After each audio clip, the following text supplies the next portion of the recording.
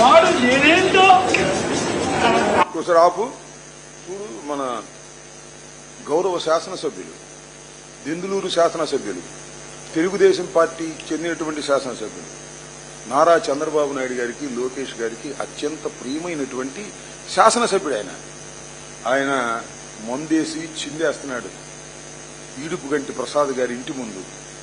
ఏం బూతులు తిడుతున్నాడు చూడండి. నచ్చ కంటిన్యూ చేయమా.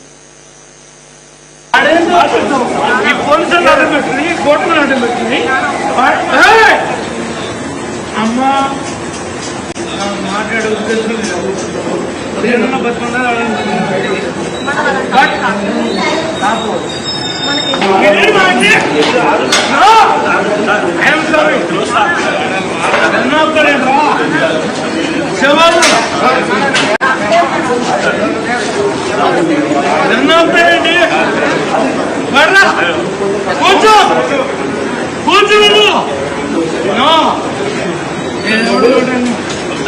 నేను తప్పు వాడు మాట్లాడుతుంటే వీడు పెద్ద మనుషులు చేస్తున్నారు. మరి మిమ్మల్ని ఈ భాగవతం చూశారుగా. పాపం ఆయన పక్కన ఉన్నటువంటి కుటుంబ సభ్యులు, మహిళలు ఈయన ఇంటి మీద దాడికి వెళ్ళారని పాపం వాళ్ళు వచ్చారు. ఏంది అన్యాయం అని బతిలాడి తీసుకెళ్తున్నారు. ఇప్పుడు కేసు ఎవరి మీద పెట్టాలి చెప్పండి, నాకు తెలియగలుగుతా. రాష్ట్ర ప్రజానీకం చూస్తున్నారు కదా.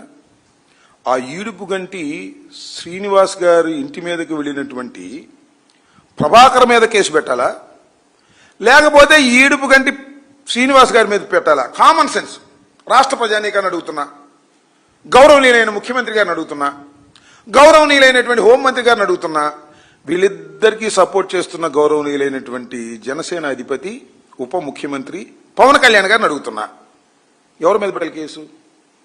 ఎవరి మీద పెట్టారో తెలుసా? ఈడుపు గంటి శ్రీనివాస్ గారి మీద కేసు పెట్టారండి. కేసు పెట్టి ఆయన పోలీస్ స్టేషన్లో పెట్టారు.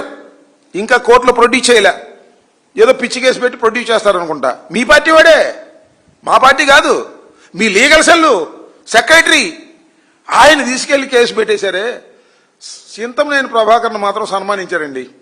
తీసుకెళ్ళి అయ్యా మీరు బ్రహ్మాండంగా దాడి చేశారు, బ్రహ్మాండంగా తిట్టారు, మందేసి బ్రహ్మాండంగా చిందేశారు, ఇక మీకు సన్మానమే చేయాలని పోలీసులు తీసుకెళ్లి ఆయన కూర్చోబెట్టి సత్కరించి చక్కగా ఇంటికి పంపారు. ఏ రాజ్యం అంటారు దీన్ని? జంగిల్ రాజ్యం అనరా? దుర్మార్గ రాజ్యం అనరా? అన్యాయమైన రాజ్యం అనరా? ఏమంటారు దీన్ని చెప్పమని అడుగుతా ఉన్నా నారా చంద్రబాబు నాయుడు గారిని, హోంమంత్రి గారిని. రాష్ట్ర ప్రజానీకం దీన్ని ప్రశ్నించాలా వద్దా అని నేను అడుగుతా ఉన్నా. దీంట్లో నాకు అర్థం కాదు. పోలీసులు అంతమంది ఉన్నారుగా, చూడలేదా? ఏం జరిగిందో అర్థం కాలేదా? పోలీసులే బయటికి తీసుకెళ్లారు కదా బట్టపల్లిగా. దానికి కేసు పెట్టరా? మా మీద అయితే కేసులు పెడతారు. మా సభలు జరుగుతుంటే మా సభలను అడ్డుకుంటారు. డిఎస్సి దిష్టి బొమ్మ తగలేస్తే దాన్ని అడ్డుకుంటారు. జగన్మోహన్ రెడ్డి గారి దిష్టి బొమ్మనేమో దగ్గరుండి తగలేస్తారు. వాట్ ఈస్ దిస్ అని అడుగుతా ఉన్నా. ఇదేనా ఈ రాష్ట్రంలో జరుగుతున్నటువంటి వ్యవహారం? ఎంత దారుణంగా వ్యవహరిస్తుంది. ఎమ్మెల్యేలకు అదుపు లేదండి. నాకు ఒక ఆశ్చర్యం వేసింది. ఒక ఎమ్మెల్యే గారంట మన నియోజకవర్గంలో చికెన్ 140 రూపాయలకు అమ్ముతున్నారు కదా, ఇవాళ నుంచి 150 అన్నా అంట. అందరూ 150 అమ్మారు. ఆ 10 ఎక్కడదే అంటే 150, ఆ 10 ఆయనకి వెళ్ళాలంట. చికెన్ మీద ట్యాక్స్ వేసినటువంటి ఘనత తెలుగుదేశం ఎమ్మెల్యేలకు దక్కుతున్నారు. రే మట్టి దోచుకున్నారు, ఇసుక దోచుకున్నారు, మైనింగ్ దోచుకున్నారు, అన్నీ దోచుకున్నారు. చివరికి చికెన్ మీద కూడా ట్యాక్స్ వేసేటువంటి పరిస్థితికి వచ్చేసారే.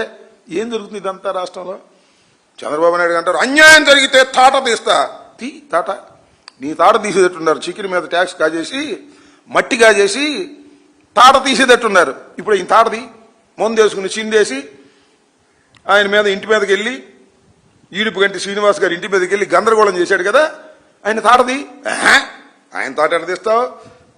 ఈయన తాట తీస్తావు. పాపం శ్రీనివాస్ అని ఆయన మీద దాడి చేశారు కదా, ఆయన చింతమనేని ప్రభాకర్కి వ్యతిరేకంగా మాట్లాడాడని అతని మీద తాట తీసేటటువంటి పరిస్థితులకు మీరు దిగజారిపోయి ఇవాళ ఇంత దారుణమైనటువంటి పరిస్థితులు రాష్ట్రంలో కొనసాగుతున్నాయి.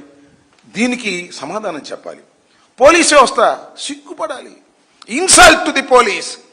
ఇండియన్ పోలీస్, ఆంధ్ర పోలీస్ కాకి బట్టలు వేసుకొని 3 సింహాలు పెట్టుకొని అన్యాయం జరుగుతుంటే అన్యాయం చేసిన వాడికి రక్షణగా ఉండేటటువంటి పరిస్థితిలోకి ఎందుకు దిగజారిపోయారో ఒక్కసారి ఆలోచించుకోవాలని మనం చేస్తున్నాం.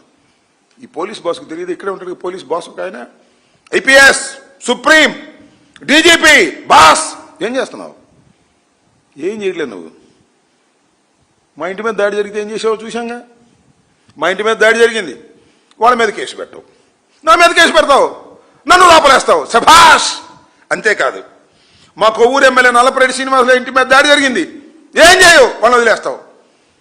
మా జోగి రమేష్ ఇంటి మీద దాడి జరిగింది, ఏం చేయవు, వదిలేస్తావు. ఎక్కడికి వెళ్తుంది రాష్ట్రం? అరాచకం జరుగుతూ ఉందా లేదా? పోలీసులే సంఘ విద్రోహ శక్తులుగా వ్యవహరిస్తే ఈ రాష్ట్రం బతుకుతుందా అని అడుగుతా ఉన్నా. మీ ఇష్టం వచ్చిన పోలీసులు వేసుకుంటారు, వాళ్ళకి పోస్టింగ్లు ఇస్తారు, మీరు చేసేటటువంటి అరాచకాలను చూస్తుంటారు. అవసరమైతే మీరు ఏమన్నా కొట్టి తన్ని రమ్మంటే తన్ని వస్తారు. వాళ్ళే సంఘ విద్రోహ శక్తులు, వాళ్ళే రౌడీలు. ఇవాళ కొత్తగా రౌడీలు ఎవరు లేరు. కొంతమంది గురించే పోలీసులు అంటుంది, నేను అందరినీ కాదు.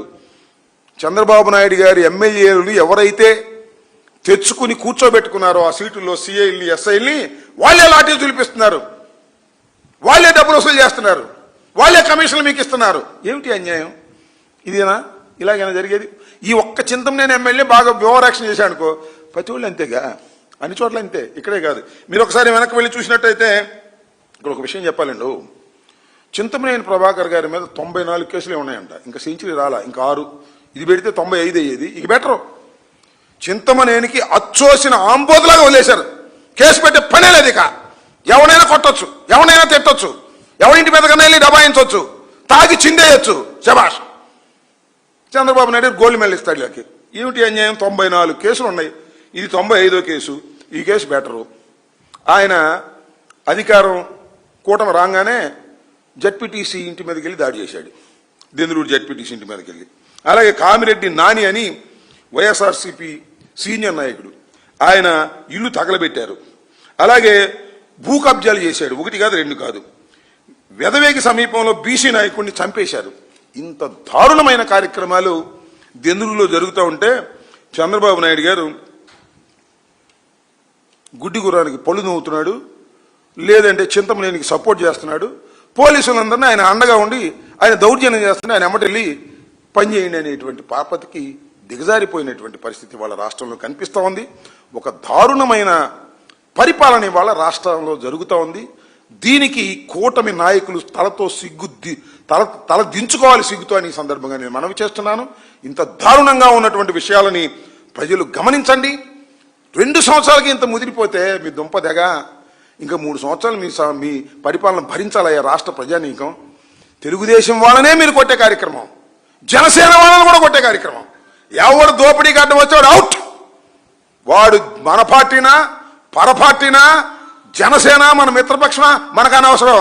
మనం దోచుకుంటుంటే అడ్డం వస్తున్నాడు కొట్టి లోపలేసేటువంటి కార్యక్రమాల్లోకి వెళ్ళిపోయి ఒక అరాచకమైన పాలన వాళ్ళ రాష్ట్రంలో జరుగుతూ ఉన్నది. దీనికి చంద్రబాబు నాయుడు గారు రాబోయే కాలంలో తప్పనిసరిగా మూల్యం చెల్లిస్తాడు. నేను ఇవాళ చెప్తున్నా, మీకు సిగ్గుంటే, లజ్జుంటే, చట్టం మీద గౌరవం ఉంటే ఇమీడియట్గా చింతమనేని ప్రభాకర్ మీద కేసు పెట్టండి. కేసు పెట్టి శబాష్ అనిపించుకోండి. అంతే తప్ప వాయనెవరండి బాబు చింతమనేని ప్రభాకర్ని విమర్శించాడని అతని మీద ఇంటి మీదకి దాడి చేసి అతన్ని కేసు పెట్టి ఇంతవరకు కోర్టులో ప్రొడ్యూస్ చేయకోకుండా ఆ శ్రీనివాసుని, ఈడుపుగంటి శ్రీనివాసుని ఇబ్బంది పెట్టే కార్యక్రమం మావాడు కాదు మీవాడే. అయినా ధర్మం ధర్మంగా ఉండాలి, న్యాయం న్యాయంగా ఉండాలి. ఆ ఈడుపుగంటి శ్రీనివాసుకు జరుగుతున్న అన్యాయాన్ని ప్రజలు గమనించాలి. అదేవిధంగా న్యాయస్థానాలు కూడా గమనిస్తాయనే విషయాన్ని ఈ సందర్భంగా నేను చెప్పదలుచుకున్నా. ఇలాంటి దారుణమైన సంఘటనలు కోకొల్లలుగా రాష్ట్రంలో జరుగుతున్నాయి. వీటిని ప్రజలు గమనించాలని, దీనికి మూల్యం తప్పనిసరిగా ఈ రాష్ట్ర ప్రభుత్వం, కూటమి ప్రభుత్వం తప్పక చెల్లించి తీరుతుందని కూడా ఈ సందర్భంగా మనవి చేస్తున్నాను.